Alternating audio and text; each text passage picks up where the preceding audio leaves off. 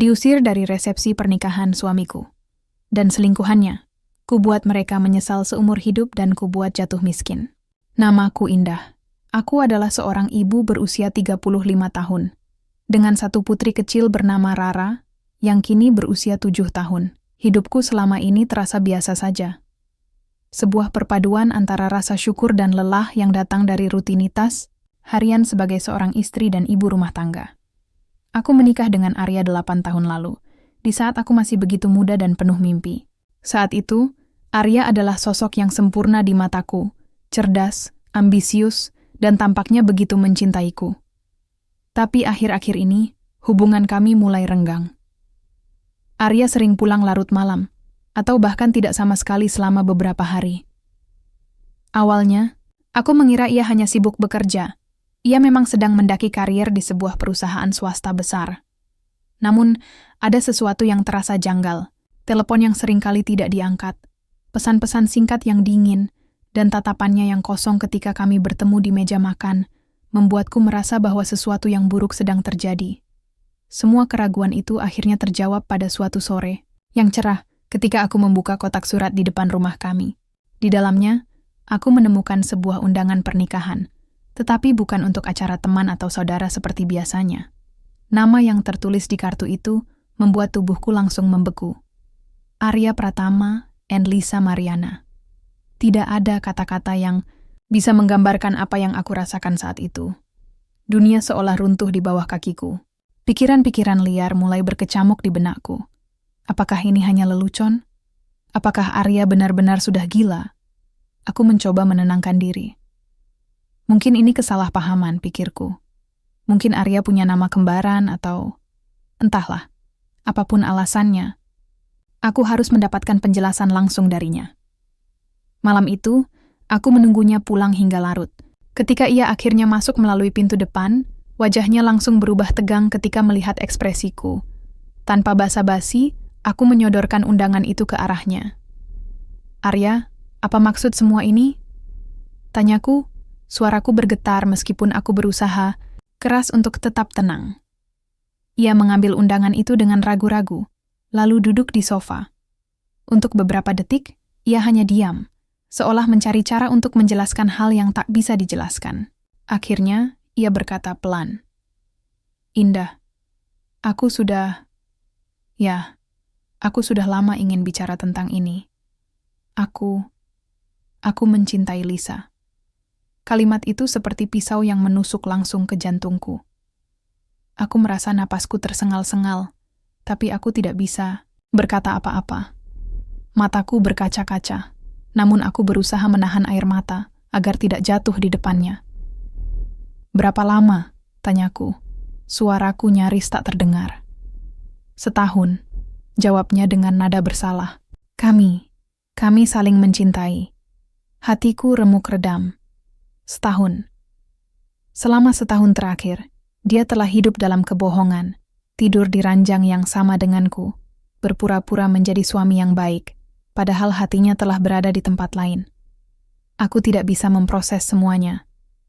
Semua kenangan indah kami, pernikahan kami, kelahiran Rara, malam-malam yang kami habiskan bersama, semua itu terasa seperti tipuan besar. "Kenapa kamu tidak memberitahuku lebih awal?" tanyaku, suaraku mulai meninggi. "Kenapa kamu biarkan aku hidup dalam ilusi ini?" Arya hanya menundukkan kepala. "Aku tidak tahu bagaimana caranya. Aku takut melukaimu. Tapi kamu melakukannya," balasku. Kali ini tanpa bisa menahan amarah lagi. "Kamu tidak hanya melukai aku, tapi juga Rara. Bagaimana mungkin kamu meninggalkan anakmu sendiri demi wanita lain?" Percakapan itu berakhir dengan pertengkaran besar. Arya akhirnya pergi ke rumah orang tuanya, meninggalkan aku dan Rara sendirian di rumah. Aku menangis sepanjang malam, mencoba memahami bagaimana hidup yang kubangun selama ini bisa hancur dalam sekejap. Beberapa hari kemudian, aku masih belum bisa menerima semua ini.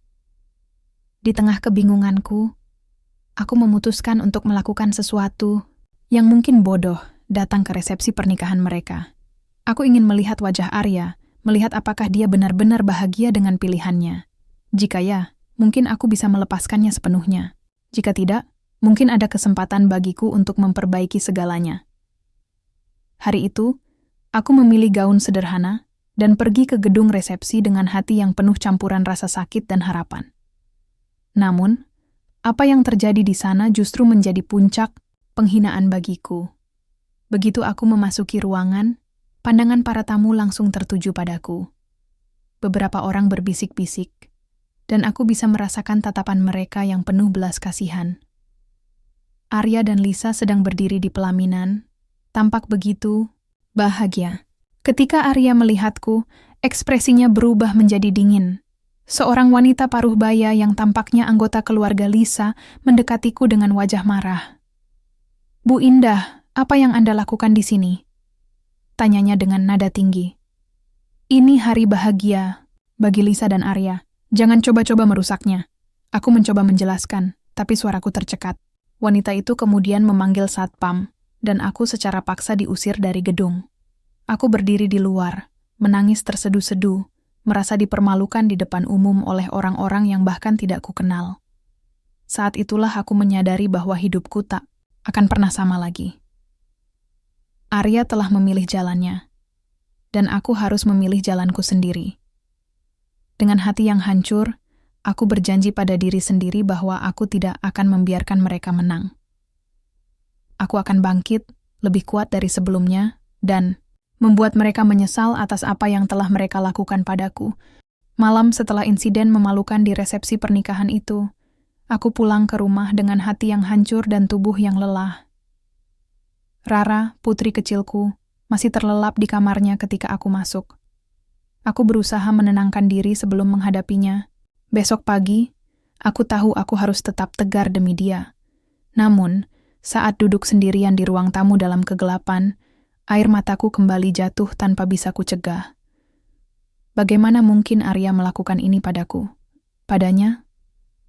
Apakah cinta 8 tahun kami tak berarti apa-apa baginya? Pagi harinya, aku bangun lebih awal untuk menyiapkan sarapan bagi Rara. Aku mencoba tersenyum, meski hatiku masih merasakan luka yang mendalam. Rara tampak ceria seperti biasa, bercerita tentang teman-temannya di sekolah dan gambar-gambar yang ia buat kemarin. Melihat wajah polosnya membuatku semakin marah pada Arya. Bagaimana mungkin dia meninggalkan anaknya sendiri hanya demi wanita lain? Tapi aku tidak ingin membebani Rara dengan realitas pahit ini. Untuk saat ini, aku akan menjaga agar dunianya tetap utuh. Hari-hari berikutnya, aku mencoba menyibukkan diri dengan pekerjaan rumah tangga, tetapi pikiran-pikiran gelap terus menghantuiku. Aku mulai mempertanyakan segala sesuatu tentang Arya. Siapa sebenarnya dia? Kenapa dia bisa berubah begitu drastis? Apakah semua kebahagiaan yang kami alami selama ini hanyalah sandiwara? Pertanyaan-pertanyaan itu membuatku frustrasi, tapi aku tidak punya jawaban. Sampai suatu sore, ketika aku sedang berbelanja di pasar tradisional dekat rumah, aku bertemu seseorang yang tak pernah kuduga akan kutemui lagi. Rido. Rido adalah mantan teman Arya yang sempat dekat denganku dan Arya beberapa tahun lalu. Kami sering berkumpul bersama saat Arya masih bekerja di perusahaan kecil tempat Rido juga bekerja.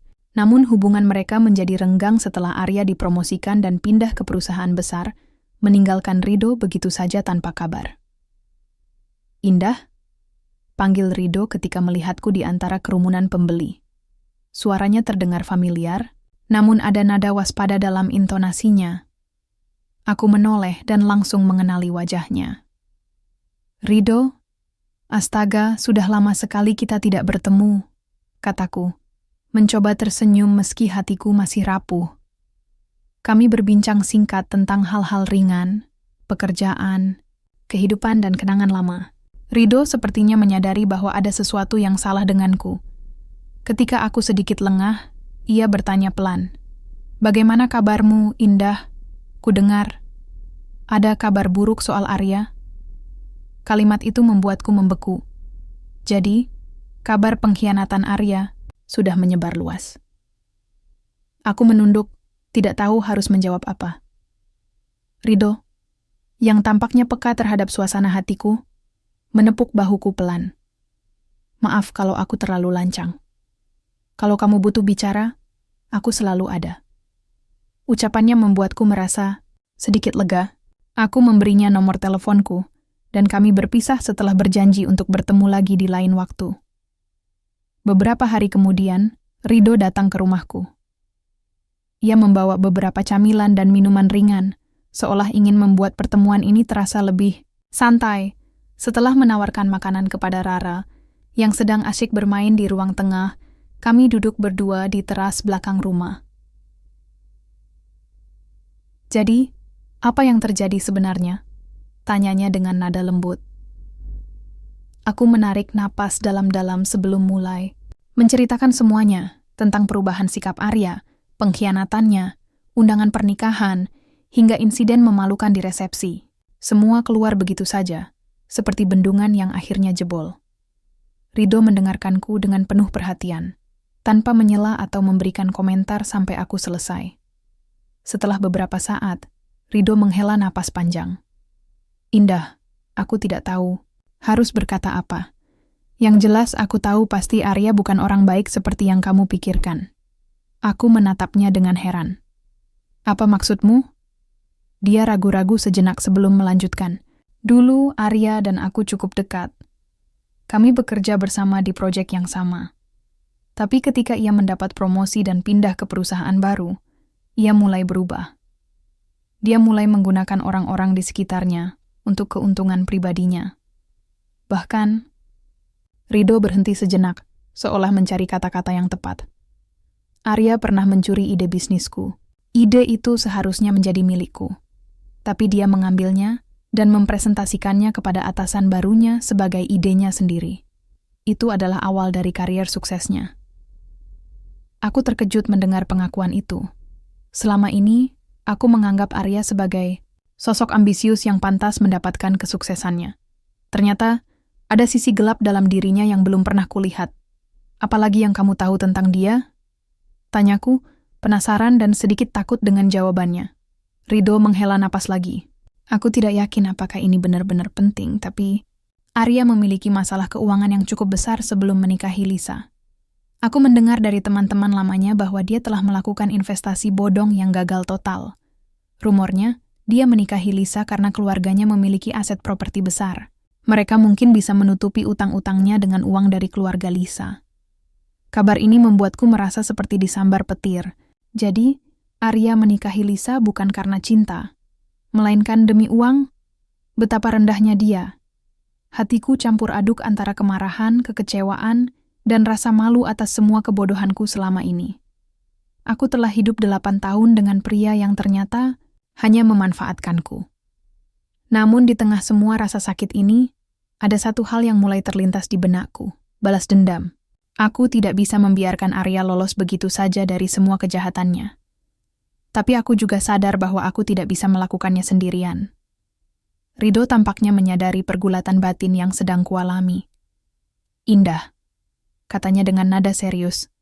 Kalau kamu ingin membalas dendam, aku siap membantu. Tapi ingat, jangan biarkan amarahmu menguasaimu. Lakukan ini dengan kepala dingin. Aku mengangguk pelan. Untuk pertama kalinya sejak kejadian itu, aku merasa ada harapan. Arya mungkin telah meninggalkanku, tapi aku tidak akan membiarkan dia menang. Dengan dukungan Rido, aku mulai memikirkan langkah-langkah konkret untuk menghadapi Arya dan membuatnya membayar harga atas semua yang telah dia lakukan. Setelah pertemuan dengan Rido, aku merasa seperti mendapatkan napas baru. Meski hatiku masih terluka, ada api kecil yang mulai menyala di dalam diriku. Api untuk bangkit dan mengambil kendali atas hidupku sendiri. Aku tidak bisa terus-menerus tenggelam dalam kesedihan atau kemarahan. Arya telah memilih jalannya, dan sekarang saatnya aku memilih jalan baruku. Namun, aku tahu bahwa balas dendam tidak akan datang begitu saja. Aku perlu memperkuat diri, baik secara emosional maupun profesional. Rido menawarkan bantuannya untuk mendukungku, baik secara moral maupun praktis.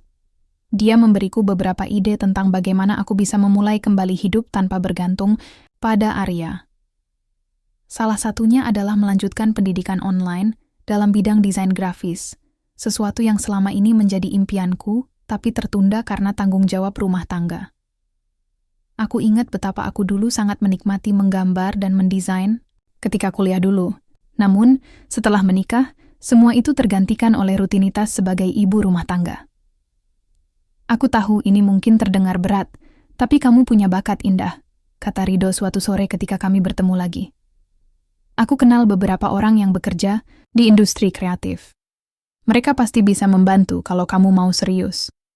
Awalnya, aku ragu. Bagaimana mungkin aku bisa memulai karier baru di usia seperti ini? Apalagi, aku harus tetap merawat Rara dan menjaga rumah.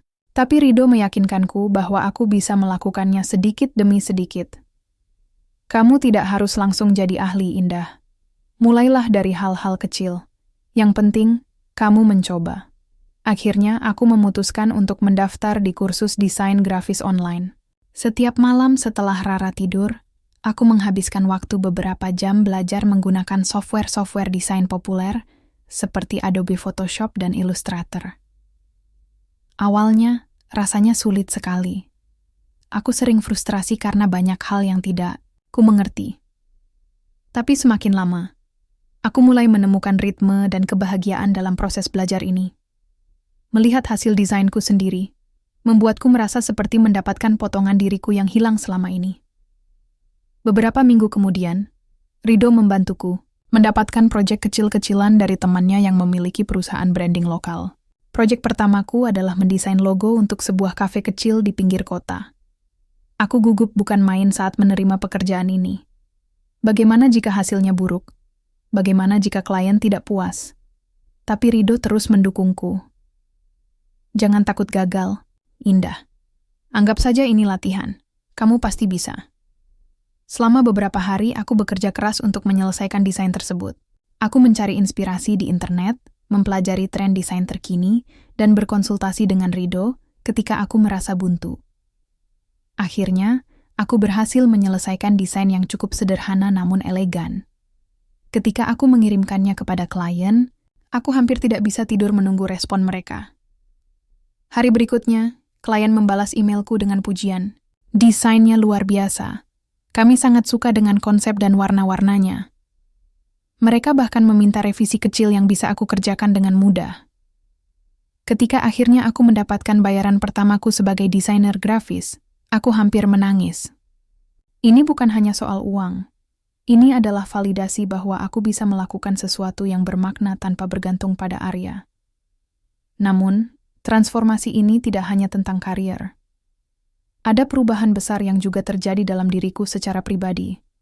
Aku mulai merawat diri lebih baik.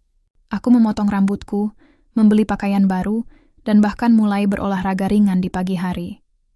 Aku ingin menunjukkan pada dunia dan pada diriku sendiri bahwa aku bukan wanita yang lemah. Aku adalah seorang ibu yang kuat, mandiri, dan siap menghadapi tantangan apapun. Di tengah semua ini, aku juga mulai menemukan rahasia lain tentang Arya yang membuatku semakin yakin bahwa dia pantas mendapatkan pembalasan.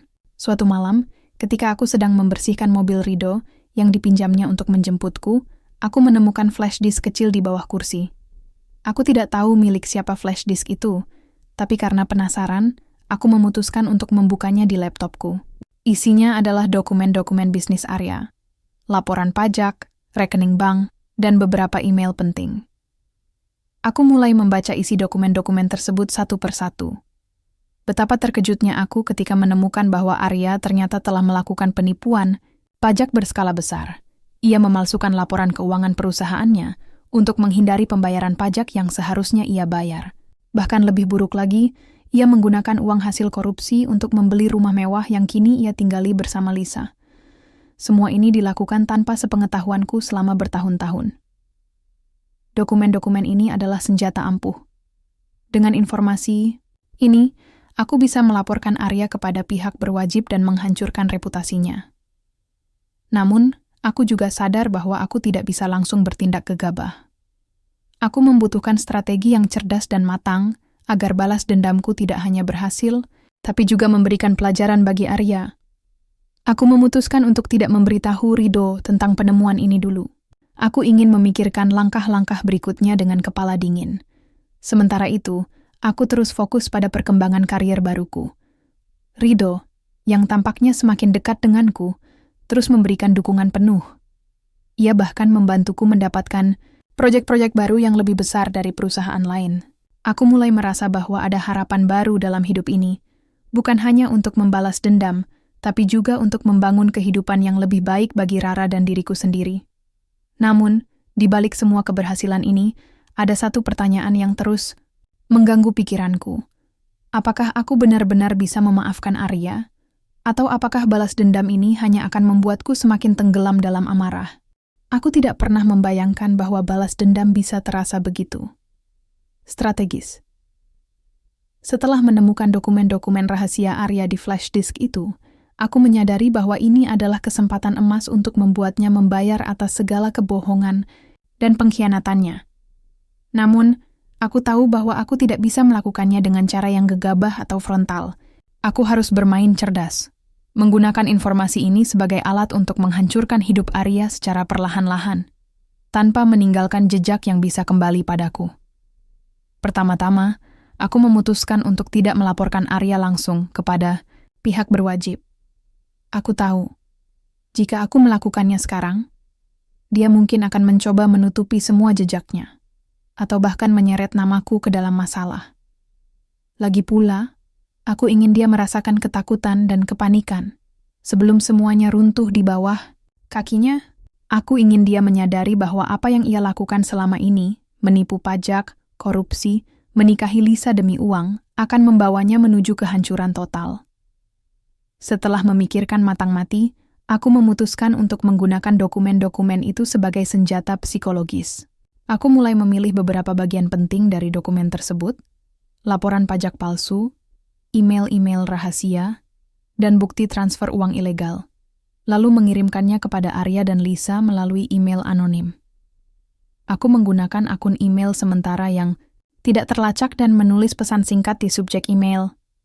Kebenaran akan selalu terungkap. Beberapa hari kemudian, aku mulai melihat hasilnya. Arya mulai tampak gelisah. Dia sering absen kerja, dan dari percakapan telepon yang aku dengar diam-diam melalui nomor lamanya, yang masih kutahan meski sudah tak aktif, aku bisa mendengar suaranya yang panik saat dia mencoba menjelaskan sesuatu kepada atasan barunya. Lisa juga mulai terlihat curiga. Aku mengetahui ini karena aku secara diam-diam mengikuti akun media sosial mereka. Foto-foto liburan mewah yang biasa mereka unggah mulai berkurang, digantikan oleh postingan-postingan yang lebih jarang dan cenderung murung. Namun, itu belum cukup. Aku ingin mereka benar-benar saling curiga satu sama lain. Jadi, aku mengambil langkah berikutnya. Aku mengirimkan email lain, kali ini hanya kepada Lisa. Isinya adalah potongan dokumen yang menunjukkan bahwa Arya telah melakukan investasi bodong dan memiliki utang besar sebelum menikahinya. Aku menambahkan catatan singkat. Apakah kamu yakin dia menikahimu karena cinta? Hasilnya lebih cepat daripada yang aku bayangkan. Beberapa minggu kemudian, aku mendengar kabar dari Rido bahwa hubungan Arya dan Lisa sedang dalam masa sulit. Ternyata, Lisa mulai menanyakan tentang keuangan Arya dan mengungkit-ungkit masa lalunya. Arya, yang sudah dalam tekanan besar karena ancaman pajak dan pekerjaannya yang terancam, mulai kehilangan kendali. Mereka mulai bertengkar hebat, bahkan hingga keluar dari rumah mereka sendiri. Tapi balas dendam ini bukan hanya soal menghancurkan Arya. Aku juga ingin membangun kehidupanku sendiri. Kehidupan yang lebih baik, lebih kuat, dan lebih mandiri. Selama beberapa bulan terakhir, aku telah berhasil menyelesaikan beberapa proyek desain grafis yang cukup besar. Rido membantuku mendapatkan lebih banyak klien melalui jaringan profesionalnya. Salah satu proyek terbesarku adalah mendesain ulang logo sebuah perusahaan lokal yang sedang berkembang pesat. Ketika mereka memberiku apresiasi atas hasil kerjaku, aku merasa seperti akhirnya menemukan tempatku di dunia ini. Namun, ada satu hal yang membuatku semakin termotivasi. Aku ingin merebut kembali apa yang pernah dicuri dariku. Rumah mewah yang Arya tinggali bersama Lisa, rumah yang dibeli dengan uang hasil korupsi, adalah simbol dari semua kebohongan dan pengkhianatan yang telah ia lakukan. Aku memutuskan bahwa rumah itu harus menjadi milikku. Melalui penelitian online dan diskusi dengan Rido, Aku mengetahui bahwa rumah tersebut sedang dalam proses penyitaan oleh bank karena Arya gagal membayar cicilan hipoteknya. Ini adalah kesempatan sempurna. Aku mulai mengumpulkan tabungan dari hasil kerja desainku, serta pinjaman kecil dari Rido untuk mengikuti lelang properti tersebut. Aku tahu bahwa harga lelangnya pasti akan jauh lebih rendah daripada nilai aslinya, mengingat kondisi keuangan Arya yang semakin buruk. Hari lelang tiba. Aku datang ke kantor bank dengan hati berdebar-debar. Meski aku sudah mempersiapkan diri, sebaik mungkin, aku tetap merasa gugup. Aku tidak ingin kehilangan kesempatan ini. Saat nama rumah itu dipanggil, aku langsung mengajukan penawaran awal. Untungnya, tidak ada banyak peminat lain, mungkin karena reputasi Arya yang mulai ternoda di masyarakat. Setelah beberapa penawaran singkat, aku berhasil memenangkan lelang itu dengan harga yang jauh lebih murah daripada yang pernah dibayarkan Arya. Ketika aku menandatangani dokumen resmi kepemilikan rumah, aku merasa seperti akhirnya mendapatkan kemenangan pertamaku dalam pertarungan ini. Rumah ini bukan hanya tentang properti, ini adalah simbol kebebasanku dari bayang-bayang Arya. Aku tidak sabar untuk membawa Rara pindah ke sana. Aku ingin dia merasakan kebahagiaan tinggal di rumah yang layak, di tempat yang dulunya menjadi sumber rasa sakit bagi kita berdua. Namun, ada satu hal lagi yang aku ingin lakukan sebelum menutup babak ini. Aku memutuskan untuk menghadap Arya secara langsung. Aku ingin melihat ekspresinya ketika ia menyadari bahwa aku telah membalas dendam dengan cara yang cerdas dan elegan. Aku mendatangi rumah kontrakannya, tempat ia tinggal setelah rumah mewahnya disita. Ketika ia membuka pintu dan melihat wajahku, aku bisa melihat kilatan ketakutan di matanya. "Apa maumu?" tanyanya. Suaranya gemetar. "Ini bukan tentang apa yang aku mau," kataku dingin. "Ini tentang apa yang pantas kau dapatkan. Kau pikir kau bisa memanfaatkan orang lain, termasuk aku dan Rara, tanpa konsekuensi? Kau salah besar." Arya mencoba memohon maaf, tapi aku langsung memotongnya. "Maafmu tidak ada artinya lagi. Kau sudah membuat pilihanmu, dan sekarang aku membuat pilihanku." Aku berbalik dan pergi, meninggalkan Arya yang terdiam di ambang pintu. Ada perasaan puas yang mendalam dalam diriku. Tapi aku juga tahu bahwa ini bukan akhir dari segalanya. Masih ada satu hal yang harus kulakukan. Memastikan bahwa aku benar-benar bisa melepaskan masa lalu dan memulai hidup baru. Setelah pertemuan singkat dengan Arya di rumah kontrakannya, aku merasa seperti melepaskan beban besar yang selama ini menghantui hidupku. Meskipun begitu, aku tahu bahwa kisah ini belum sepenuhnya berakhir. Arya mungkin sudah kehilangan segalanya, rumah, mewahnya, karier suksesnya, bahkan Lisa. Tapi aku ingin memastikan bahwa dia benar-benar merasakan akibat dari semua keputusannya. Aku tidak mencari balas dendam hanya untuk menyakitinya. Aku ingin dia belajar pelajaran penting tentang apa yang terjadi ketika seseorang memilih keserakahan dan pengkhianatan daripada integritas dan cinta. Beberapa minggu setelah lelang rumah, kabar buruk mulai menyebar tentang Arya. Ternyata, email anonim yang kukirimkan kepada perusahaan tempat ia bekerja telah berhasil membuka mata para bosnya. Mereka mulai melakukan audit internal mendalam, dan hasilnya sangat buruk bagi Arya. Semua transaksi ilegal, manipulasi laporan pajak, dan korupsi yang ia lakukan sejak awal karier, ternyata meninggalkan banyak jejak digital yang sulit dihapus. Arya diberhentikan secara tidak hormat, tanpa pesangon atau kompensasi apapun. Bahkan, pihak perusahaan melaporkannya kepada otoritas pajak, yang kemudian memulai investigasi lebih lanjut. Aku mendengar semua ini melalui Rido, yang masih memiliki kontak di perusahaan tersebut. Aku tidak bisa menyembunyikan senyum kecil di wajahku saat mendengar bahwa Arya akhirnya harus bertanggung jawab atas semua kejahatannya. Namun, ada satu hal yang membuatku sedikit khawatir. Arya pasti akan mencoba menyalahkan orang lain atas apa yang terjadi padanya. Dia adalah tipe orang yang tidak pernah mau mengakui kesalahannya sendiri. Dan jika dia mencurigai bahwa aku adalah dalang di balik semua ini, aku harus siap menghadapinya. Namun, untuk saat ini, aku fokus pada kehidupanku sendiri. Rara dan aku sudah pindah ke rumah baru. Rumah yang dulunya menjadi simbol ambisi dan kebohongan Arya, kini menjadi tempat kami membangun kebahagiaan baru. Setiap sudut rumah itu kubersihkan dan kuhias ulang sesuai dengan selera kami. Aku ingin memastikan bahwa tidak ada jejak masa lalu yang tersisa di sana. Ini adalah babak baru dalam hidup kami, dan aku bertekad untuk menjalaninya dengan penuh semangat. Rara tampak sangat bahagia di rumah baru ini. Ia sering bermain di halaman belakang yang luas, sesuatu yang tidak pernah ia miliki di rumah sebelumnya. Melihat senyumannya membuatku merasa lega.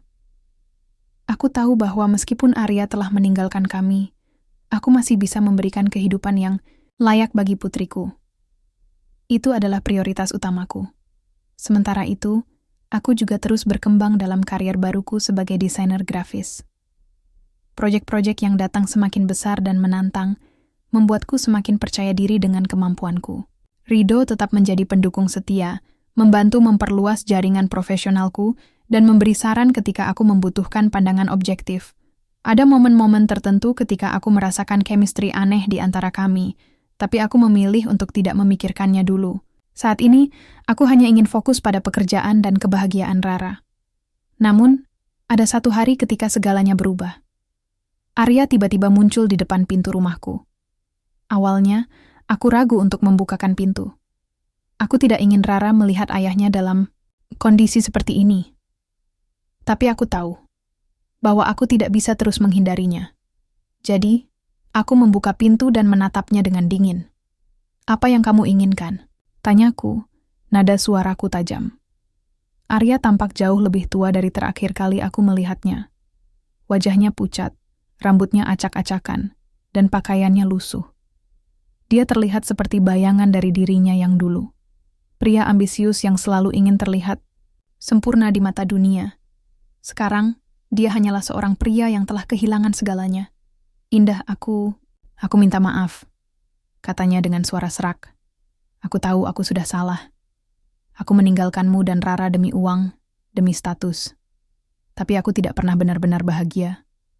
Aku menatapnya tanpa ekspresi. Kata-katanya terdengar seperti klise yang murahan. "Maafmu tidak ada artinya lagi, Arya. Kamu sudah membuat pilihanmu 8 tahun lalu, dan sekarang aku sudah membuat pilihanku. Tapi aku butuh bantuan," katanya. Suaranya mulai terdengar putus asa. "Aku tidak punya apa-apa lagi. Aku kehilangan pekerjaan, rumah, bahkan keluargaku. Apa kamu bisa membantu aku?" Aku tertawa sinis. "Kamu pikir aku akan membantu orang yang telah menghancurkan hidupku? Orang yang meninggalkan anaknya sendiri demi wanita lain? Orang yang memalsukan dokumen pajak hanya untuk membeli rumah mewah? Tidak, Arya. Kamu harus bertanggung jawab atas semua yang telah kamu lakukan." Dia terdiam sejenak, lalu menundukkan kepala. "Aku tahu aku pantas mendapatkan ini. Tapi setidaknya, izinkan aku bertemu Rara. Aku merindukannya." Aku menggeleng keras. "Tidak, Arya. Kamu tidak pantas mendapatkan kesempatan kedua. Kamu sudah kehilangan hakmu sebagai seorang ayah ketika kamu memilih meninggalkannya demi Lisa. Rara baik-baik saja tanpamu." Arya tampak seperti ingin mengatakan sesuatu lagi, tapi akhirnya dia hanya berdiri di sana, diam dan kosong. Setelah beberapa saat, dia berbalik dan pergi, meninggalkan aku sendirian di depan pintu. Aku menutup pintu dengan keras, lalu bersandar di dinding sambil menarik napas panjang. Perasaanku campur aduk, antara puas, marah, dan sedikit kasihan.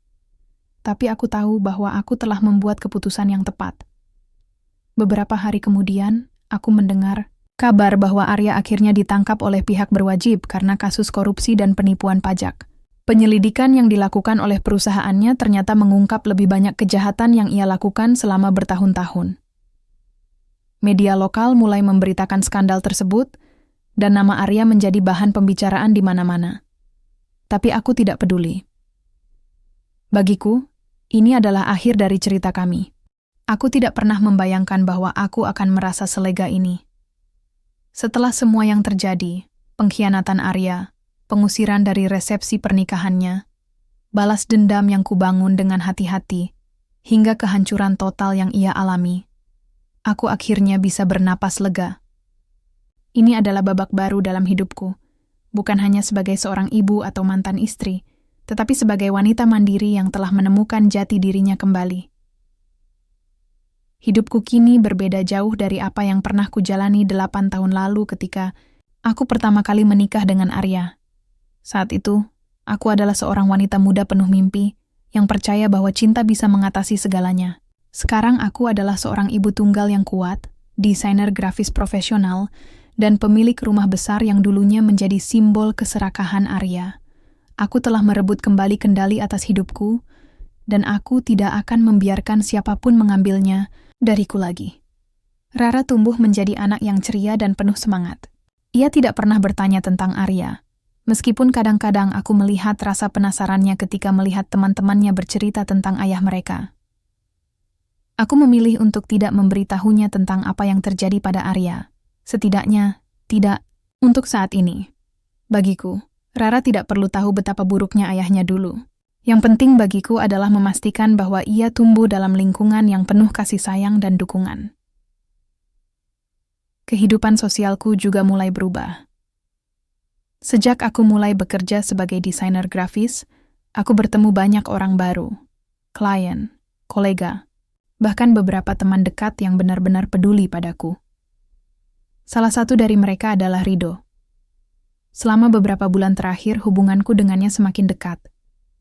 Dia selalu ada di sana untuk mendukungku, baik secara profesional maupun pribadi. Awalnya, aku ragu untuk membuka hatiku lagi setelah semua yang telah kulalui dengan Arya. Tapi Rido berbeda. Dia jujur, sabar, dan sepertinya benar-benar peduli padaku dan Rara. Suatu sore, setelah kami menyelesaikan proyek besar bersama, Rido mengajakku makan malam di sebuah restoran kecil di pinggir kota. Suasana di sana tenang, dengan lampu-lampu hangat yang membuat suasana terasa nyaman. Kami duduk berdua di meja sudut, berbicara tentang pekerjaan, masa depan, dan kenangan-kenangan lama. Indah, katanya tiba-tiba. Suaranya lebih pelan dari biasanya. Aku ingin bicara sesuatu. Aku menatapnya, sedikit waspada. Apa? Aku tahu kamu sudah melewati banyak hal buruk dalam hidupmu, katanya, matanya menatap lurus ke mataku. Dan aku tidak ingin terburu-buru atau memaksamu, tapi aku ingin kamu tahu bahwa aku serius denganmu. Aku ingin membantumu membangun kehidupan yang lebih baik. Bukan hanya untukmu, tapi juga untuk Rara. Aku terdiam sejenak, mencoba mencerna kata-katanya. Ada perasaan hangat yang mulai menyelimuti hatiku. Tapi aku juga takut. Takut untuk membuka hatiku lagi, takut untuk terluka sekali lagi. Namun, ada sesuatu dalam tatapan Rido yang membuatku merasa aman. Dia tidak seperti Arya. Dia tidak licik atau ambisius secara berlebihan. Dia hanya Rido. Terima kasih, kataku akhirnya. Suaraku pelan namun tulus. Aku butuh waktu untuk memikirkannya. Bukan karena aku tidak peduli padamu, tapi karena aku harus memastikan bahwa aku benar-benar siap untuk langkah ini. Dia tersenyum lembut. Aku mengerti, Indah, kamu tidak perlu terburu-buru. Aku hanya ingin kamu tahu bahwa aku ada di sini untukmu, kapanpun kamu siap. Percakapan itu membuatku merasa lebih ringan. Untuk pertama kalinya dalam bertahun-tahun, aku merasa bahwa mungkin ada harapan untuk cinta yang baru. Mungkin aku tidak harus selalu hidup sendiri. Mungkin aku bisa memberi kesempatan bagi diriku sendiri untuk bahagia lagi. Beberapa minggu kemudian, aku memutuskan untuk menerima Rido, meski dengan hati-hati. Aku tahu bahwa hubungan ini tidak akan mudah, terutama karena aku masih membawa beban luka dari masa lalu. Tapi Rido tidak pernah memaksaku. Dia selalu memberiku ruang dan waktu untuk menyembuhkan diri. Perlahan-lahan, aku mulai membuka hatiku padanya. Kami mulai menghabiskan lebih banyak waktu bersama, baik berdua maupun dengan Rara. Rido sangat baik pada Rara, dan melihat mereka tertawa bersama membuatku merasa seperti akhirnya menemukan keluarga baru yang bisa kupercayai. Namun, ada satu hal yang masih harus kulakukan sebelum benar-benar bisa menutup babak lama ini. Suatu hari, aku memutuskan untuk mengunjungi tempat di mana Arya tinggal sekarang. sebuah rumah kontrakan kecil di pinggiran kota yang jauh dari kemewahan yang pernah ia nikmati. Aku tidak berniat untuk berbicara dengannya, hanya ingin melihatnya dari jauh. Ketika aku sampai di sana, aku melihat Arya duduk di teras rumahnya, tampak lesu dan kosong. Dia tidak mengetahui kehadiranku, dan aku memilih untuk tidak menampakkan diri. Melihatnya seperti itu membuatku merasa campuran emosi. Ada sedikit rasa kasihan, tapi yang lebih besar adalah rasa puas. Arya telah kehilangan segalanya, rumah, karier, keluarga, bahkan harga dirinya. Dia telah menuai apa yang ia tanam, dan itu membuatku merasa bahwa keadilan telah ditegakkan. Aku tidak lagi membencinya, tapi aku juga tidak merasa perlu memaafkannya. Bagiku, dia adalah bagian dari masa lalu yang sudah tidak relevan lagi. Setelah meninggalkan tempat itu, aku merasa seperti akhirnya bisa melepaskan semua beban yang selama ini menghantuiku. Aku tidak lagi memikirkan Arya atau apa yang terjadi dengannya.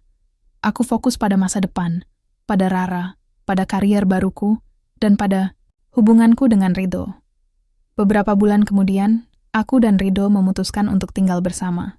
Ini bukan keputusan yang mudah, tapi aku tahu bahwa ini adalah langkah yang tepat. Rara tampak senang dengan kehadiran Rido di rumah, dan aku merasa seperti akhirnya menemukan kedamaian yang selama ini kucari.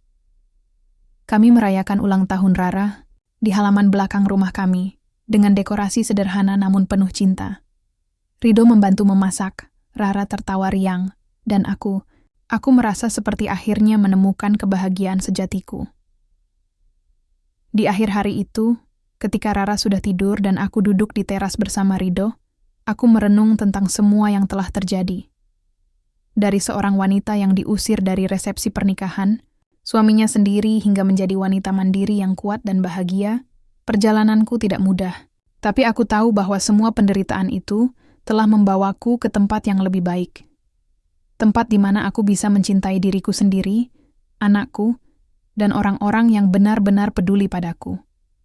Rido menggenggam tanganku erat, dan aku tersenyum padanya. "Terima kasih, Hebisiku. Untuk apa?" tanyanya bingung. "Untuk semuanya," jawabku. "Untuk membantuku menemukan kembali diriku." Ia tersenyum, lalu mengecup tanganku lembut. "Ini bukan akhir dari cerita kita, Indah. Ini baru permulaan." Aku mengangguk, merasakan kehangatan yang belum pernah kurasakan sebelumnya. Ya, ini bukan akhir. Ini adalah awal dari kehidupan yang lebih baik. Kehidupan yang penuh cinta, kebahagiaan, dan kebebasan.